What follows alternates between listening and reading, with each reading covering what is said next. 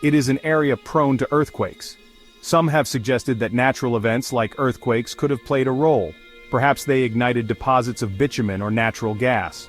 This could have contributed to the destruction of the cities. The land itself seems to hold ancient secrets. Its very nature speaks of powerful forces. The area around the Dead Sea has been inhabited for millennia. Despite its harshness, oases and fertile areas existed. The plain of the Jordan was described in Genesis as well-watered. Section 8. Gomorrah's Shadow Today, Tourism and Reflection.